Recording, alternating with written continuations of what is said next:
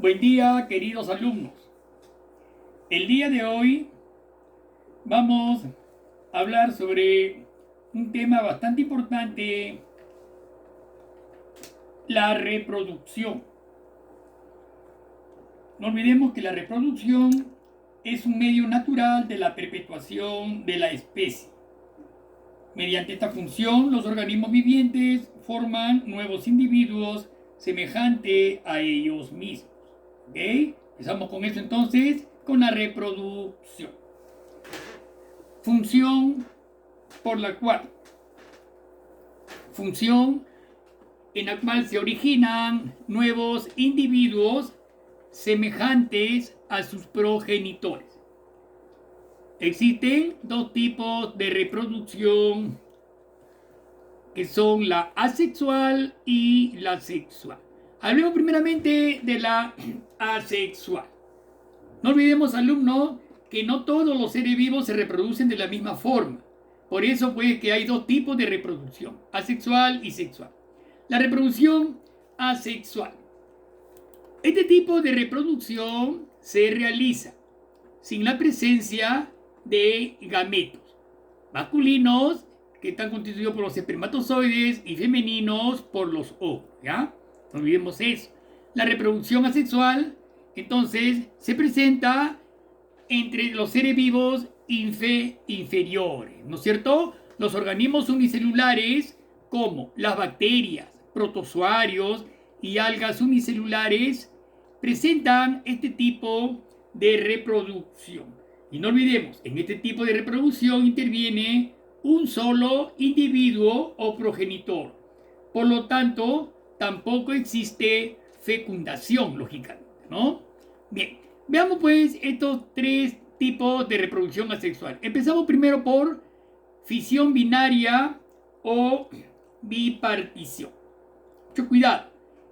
Se produce, sobre todo, alumnos, en las bacterias y protozoarios, ¿no? Que, como sabemos nosotros, son bastante simples.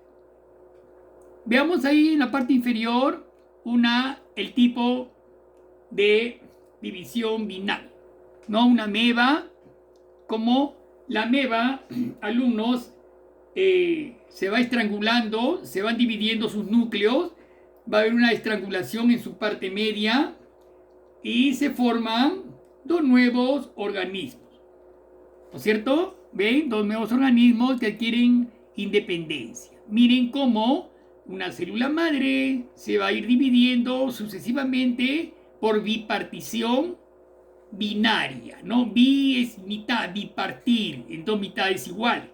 Entonces, las bacterias se reproducen de esta forma, bastante simple, por bipartición o fisión binaria, ¿ya? Muy bien.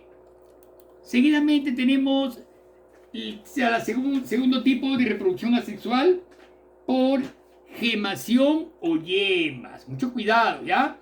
Consiste en la separación del organismo de una pequeña parte de él, denominada yema, la cual se desarrollará hasta conformar un nuevo ser vivo. Ahí, por ejemplo, vean, tenemos la célula madre. ¿Se ven bien? ¿No? Cómo se van creando.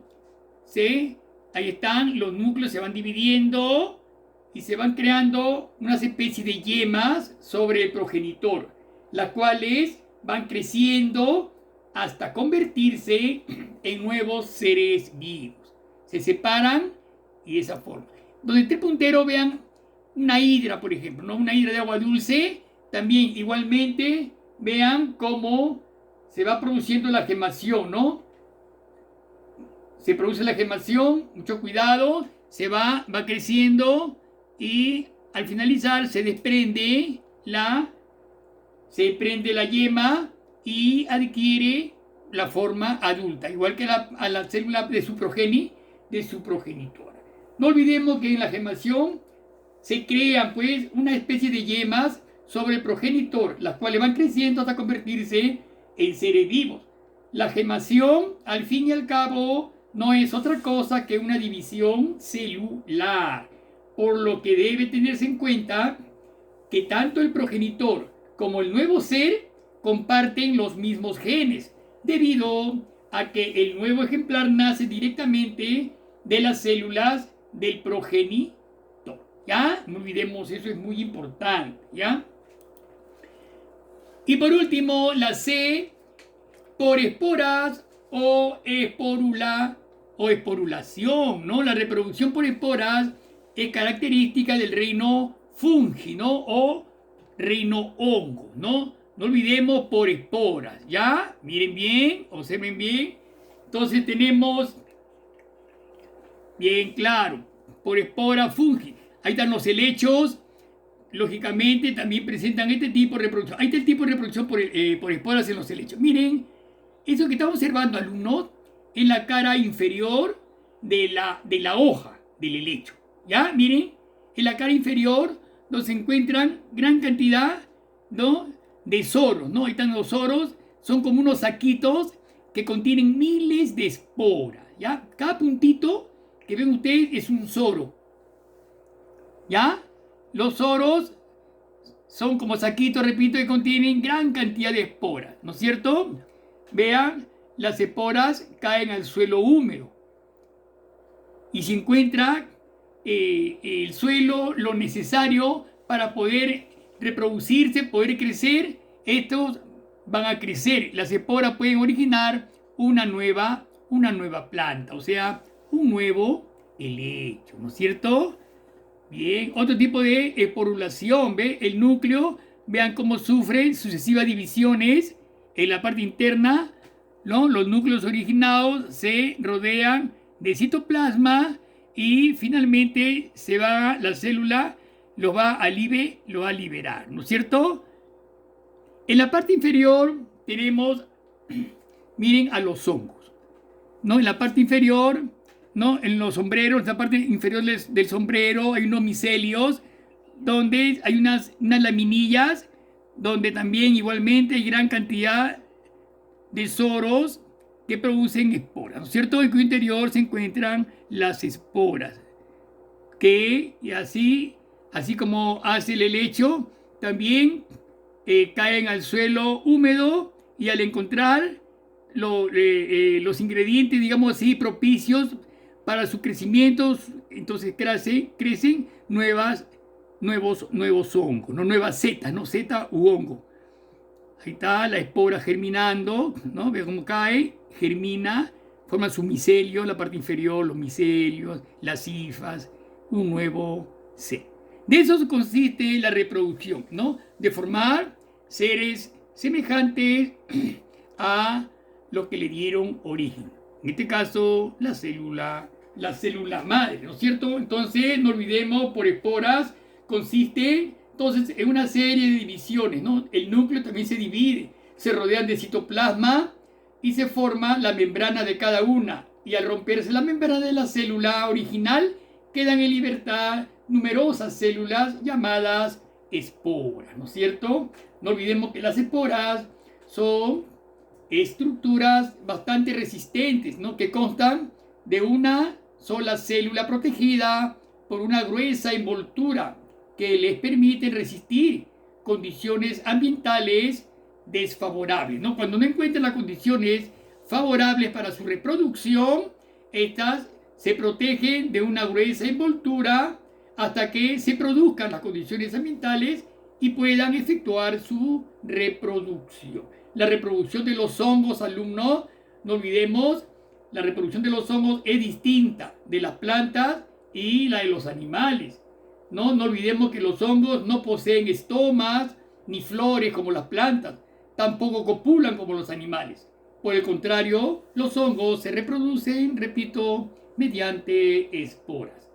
No olvidemos también que las bacterias, levaduras, algas, hongos y algunos tipos de plantas es común la reproducción asexual. ¿Ok? Muy bien. Pasemos entonces ahora a las características de la reproducción asexual. 3 características básicas presenta este tipo de reproducción.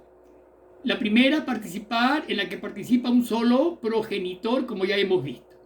2, el material genético de los descendientes es idéntico al del progenitor, lógicamente. Y 3, no intervienen células sexuales, o sea, ni espermas ni óvulos. No intervienen células sexuales, por lo tanto tampoco hay fecundación. Bien, no olvidemos entonces eso.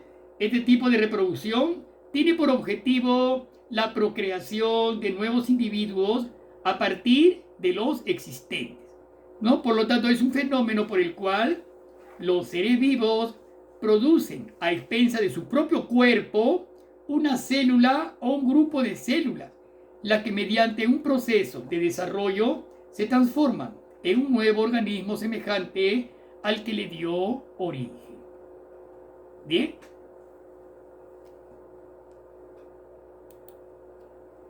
Muy bien. Pasemos ahora a la reproducción sexual. Bien, alumnos. Ya este tipo de reproducción ya forma parte de los seres superiores, ya en el cual te incluye el hombre inclusive. Se realiza mediante la unión de un gameto masculino llamado espermatozoide. Ese es un gameto o célula, ya no olvidemos. Y un gameto célula femenina llamada óvulo. ¿Ok? Miren bien, entonces, ¿ya? Este tipo de reproducción se presenta, repito, en la mayoría de los animales y en el ser humano. Vamos a hablar brevemente sobre la célula masculina. A ver, es el espermatozoide, que está formado por 3 partes: la cabeza, el cuello y la cola. Muy bien, chicos, bien, ese esquema, ese dibujito, ¿ya? A ver, en la cabeza, ¿qué hay en la cabeza? ¿Qué encontramos en el interior de la cabeza? O acrosoma, ¿ya? Bien, encontramos, primeramente, la cabeza contiene el núcleo y el acrosoma. No olvidemos ya el acrosoma, el núcleo y el acrosoma. Bien, chicos. Dentro del núcleo, en su interior, encontramos el material genético constituido por los cromosomas. Son 23 cromosomas. ¿Ya? Por 23 cromosomas. Bien. A ver, entonces, no olvidemos, ¿ya? Ahí está la cabeza. Contiene el acrosoma y el núcleo. Alumno, el acrosoma, miren, contiene componentes químicos que van a perforar la membrana del óvulo, ¿no? Esa es tu función del acrosoma, ¿no? Van a perforar la membrana para poder introducir e ingresar al óvulo, ¿no? En la fecundación, ¿ok? Bien, entonces tenemos luego el cuello. Miren el cuello. El cuello, aquí que encontramos, alumnos, encontramos gran cantidad de mitocondrias, ¿no? Ahí están, gran cantidad de mitocondrias. ¿Y cuál es la función de las mitocondrias? Esas están encargadas de producir la energía necesaria para que el espermatozoide llegue hasta el óvulo y lo fecunde, alumno. Entonces, ella es la que le va a dar la energía necesaria, ¿no?, al espermatozoide para que pueda llegar hasta el óvulo y lo pueda fecundar. Ya no olvidemos que un espermatozoide dura aproximadamente, con fuerza, con energía, de entre 2 a 3 días dentro del aparato reproductor femenino, ¿ya? Y por último tenemos la cola, ¿no es cierto? La cola, que es similar a un látigo, ¿no? Le dicen un flagelo, látigo, chicote, ¿no? Le sirve para que llegue al óvulo y lo fecunde. O sea, el traslado del esperma va a ser mediante la cola, ¿no es cierto? La vibración de la cola va a hacer que este pues vaya avanzando poco a poco hasta el óvulo, alumno, hasta el óvulo. ¿Ya? No olvidemos también que bien, no, ahí está bien ya, ahí nomás. La célula o gameto sexual femenino, alumno. ¿Ya? Es el óvulo. Ahí está el óvulo. Observen, es redondeado, ¿no? Tiene una forma redondeada, un núcleo en el cual también se encuentran los 23 cromosomas femeninos. Encontramos el núcleo que está rodeado por el citoplasma, vean, ¿no? El citoplasma rodeado por una zona pelúcida y la misma que está rodeado por una gran cantidad de células en forma radiada, que se le llama corona radial. ¿Ya? Miren, es un óvulo maduro. No olvidemos que también el ovario, en el interior de los ovarios, ¿no? Hay una maduración ovárica, ¿no? Un proceso llamado ovogénesis, ¿ya sé? Bien, entonces, claro, la mujer nace como más o menos 300 óvulos inmaduros. Ella nace con óvulos, alumno. Mucho cuidado, nace, lo que sucede es que en la niñez todavía no se produce una maduración. Cuando se inicia la pubertad en la mujer, ¿no? A partir de los 11, 12 años, comienzan a madurar los óvulos y se produce la primera menarquía que se llama, que es la primera menstruación en la mujer. Significa, ¿no? Esa pérdida de sangre en la niña significa que ella ya está ovulando y que puede ser madre, alumno, porque ya está eliminando óvulos maduros. Mucho cuidado con las niñas, ¿no? No se asusten cuando de repente la va a coger de sorpresa, ¿no? Va a haber una pérdida de sangre, es que es su primera menstruación, entre los 11 y 12 años que se inicia, ¿ya? Mucho cuidado. Bien, chicos. Bien.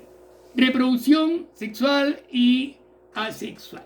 Es, a ver, una diferencia, ¿ya? A ver, la reproducción sexual, intervienen dos gametos, ya hemos hablado, ¿no? Masculino y femenino. En todo caso, miren, ve, cuando hablo de gametos o células es igual, ¿ya? Dos células, ¿no? O gametos, masculino y femenino.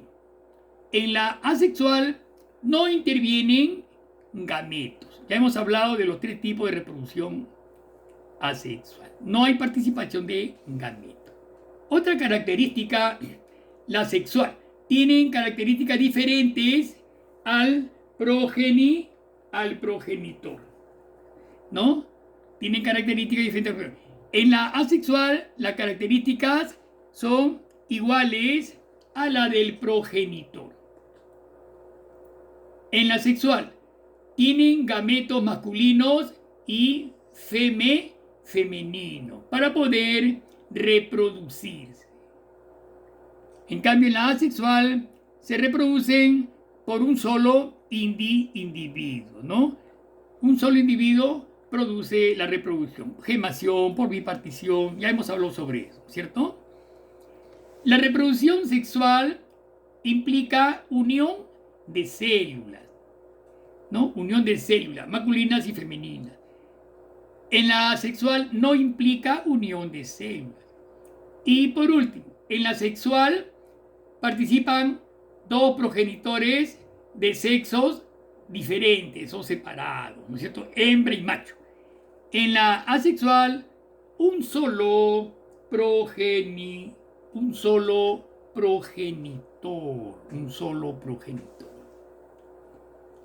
Bien. Prosiguiendo entonces, pasamos al aparato reproductor masculino. A ver, ¿qué encontramos en el aparato reproductor masculino? Está formado por los testículos. Miren la parte inferior. Los testículos, alumnos, ¿no? Son 2 órganos, ¿no? Aplanados que se encuentran dentro de una bolsa escrotal. ¿Ok? miren, son en número de 2. Son aplanados, parecen dos almendras, ¿no? Ahí está el escroto en la parte que lo está recubriendo, miren, los está protegiendo. Los testículos, ¿no? El epidídimo, que es como, como un casco en la parte superior, el epidídimo. Luego encontramos, ahí vemos los vasos deferentes, que son los vasos, los conductos de salida que van llevando los espermatozoides maduros, supuestamente ya maduros. Ese es el recorrido. Veamos ahora las partes. Los testículos, le vuelvo a repetir, son los que producen las células reproductoras o espermatozoides. Se alojan fuera de la cavidad abdominal en una bolsa denominada escroto. Para empezar. B. Las vías espermáticas. Son todos los conductos que llevan a los espermatozoides desde los testículos hacia el exterior. Conductos eferentes. Son los que permiten el desplazamiento de los espermatozoides maduros hacia el epidídimo. En el próximo dibujo van a ver más claro estos conductos, ¿ya? Conductos eferentes. No olvidamos, hay conducto eferente y deferente. ¿Ah? El conducto eferente es el que nacen en el interior de los testículos y forman el epidídimo, ¿ya? Hacia el epidídimo. Tenemos luego el epidídimo, que es un tubo en espiral localizado sobre los testículos. Su función es almacenar los espermatozoides para que maduren y adquieran movilidad. Mucho cuidado. Luego viene el conducto deferente, que conduce los espermas desde el epidídimo hacia la vesícula seminal, que van a observar en estos momentos, dentro de unos breves momentos en el dibujo. El conducto eyaculador, localizado en la próstata. La uretra, que es el canal que empieza en la vejiga, atraviesa la próstata y continúa a lo largo del pene hasta su salida por el meato urinario, ¿no? Las glándulas accesorias. A ver, vamos a ver las glándulas accesorias. Todo lo que son glándulas van a secretar alguna sustancia. Veamos. Proporcionan el medio líquido donde los espermas pueden sobrevivir. Ok. Tenemos las vesículas seminales.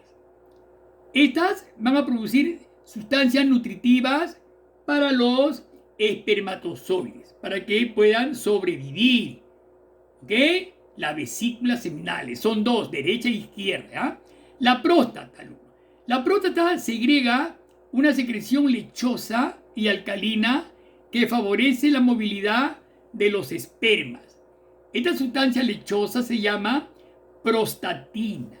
No olvidemos ese nombrecito. Viene de próstata, prostatina. ¿No? Es la sustancia que va a favorecer la movilidad de los espermatozoides. No olvidemos que también la próstata, la próstata del alumno secreta también hormonas, ¿no? Por ejemplo, la próstata no es en este caso. La próstata es la que secreta esta sustancia lechosa y alcalina, ¿no? Y favorece la movilidad de los espermas. Secreta la prostatina. La glándula de Cooper o glándula bulbouretral, ¿ya? Secreta también una sustancia alcalina que neutraliza la acidez de la uretra antes del paso del seno. También no olvidemos, chicos, que la glándula de Cooper, las vesículas seminales y la próstata, todas ellas secretan sustancias lechosas sobre el cual sobrenadan los espermatozoides, ¿no? Todo este conjunto forma el líquido espermático. Y por último tenemos el pene, que es el órgano copulador, ¿no? Que es el que va a llevar a los espermatozoides hacia el óvulo, ¿no? El pene es un órgano en la cual presenta su extremo llamado glande, está protegido por un repliegue de la piel llamada prepucio, ¿ya? Ustedes ven a los niñitos cuando recién nacen, ¿no? Ven el prepucio que cubre totalmente, ¿no? Al pene, ¿no es cierto? Va a cubrir el prepucio, ¿no? Al glande lo va a cubrir totalmente, ¿no es cierto? El prepucio va a cubrir totalmente al glande, ¿ya? Bien. Ahora tenemos a un corte de testículo. Miren, alumnos, miren bien, miren ahí. Es el corte para que vean la parte interna de un testículo. Una túnica albugínea, ¿ya? Miren, en la parte más interna tenemos unos lóbulos espermáticos. Todos son lóbulos, miren, ve. Ahí va, ¿cuántos lóbulos hay? Lóbulos espermáticos. Dentro de los lóbulos espermáticos, entre ambos se forman tabiques testiculares, ¿no es cierto? Entre el lóbulo y lóbulo hay unos tabiques que se llaman tabiques testiculares. En el interior de los lóbulos encontramos los túbulos seminíferos. No son como cordones medio contorneados, gran cantidad de túbulos donde se producen los espermatozoides, alumnos. ¿Ya? No olvidemos que también acá hay células dentro de estos sacos. Encontramos también la testosterona. Hay células que producen testosterona. Mucho cuidado, que la testosterona es la que le va a dar las características sexuales al varón. ¿Ya? No olvidemos eso, alumnos, ¿ah? La testosterona es son secreciones que le van a dar las características clásicas al varón. Bien, de cada túbulo van a ser un conducto eferente. ¿Ve? Un conducto eferente. Cada túbulo sale un conducto eferente. Este conducto eferente va a formar como una red, ¿no? Una red de Hallen, le dicen, o tetis, ¿no? Toda una red. Y toda esta red va a salir y van a formar el cuerpo del epidídimo. Ahí está la cabeza y el cuerpo del epidídimo. ¿Ven? Del cuerpo del epidídimo va a salir un solo conducto, que es el conducto deferente. Conducto deferente, ¿no? O tubos, ¿no? Deferentes, que va a ascender hacia arriba y va a formar ya la vesícula seminal, ¿no? Va a formar las vesículas, etcétera, ¿ya? Claro, en el epidídimo se almacenan los espermatozoides, ¿ya? Bien, ahí lo que tenemos, miren, ve, la parte superior es la vejiga urinaria, donde se almacena la orina. Miren por la parte anterior de la vejiga, miren, ahí están las dos vesículas, ¿ah? Miren, ahí están, miren, comenzamos. Red, estamos el testículo, el epidídimo, conducto deferente. Ahí está la vesícula seminal, se une con la otra vesícula seminal, ¿no? Forma el conducto eyaculador, que está en la parte superior. Ahí está, es este conducto eyaculador. Ahí está el conducto eyaculador. Lo que rodea al conducto eyaculador es la próstata, ¿ya? Miren, ve. Esa es la próstata, alumno. O sea, el conducto eyaculador atraviesa por el centro de la próstata, ¿no? Cuando hay una prostatitis, ¿no? En la edad avanzada de veces, uno está mal de la próstata va a crecer y el crecimiento va a obstruir ese conducto, ¿no? Entonces la orina, en la parte superior, la orina le es difícil, ¿no? Descender, atravesar la orina ese conducto. Entonces va a haber problemas de prostatitis. Uno va, en vez de orinar, va a gotear, entonces la persona va a estar mal. Cuando hay una prostatitis, una inflamación de la próstata, ¿no es cierto? Miren, ahí se forma la uretra, ahí están las dos glándulas bulbo-uretrales, ¿no? Bulbo-uretrales. O glándula de Cooper, ¿no? Sigue y forma la uretra. Miren, largo, porque como es un pene, todo el pene está recorrido por el conducto uretral, que va a desembocar en el meato urinario hacia el exterior. ¿No es cierto? Ahí está bastante claro, ¿no? Ahí está la conformación del pene, ¿no?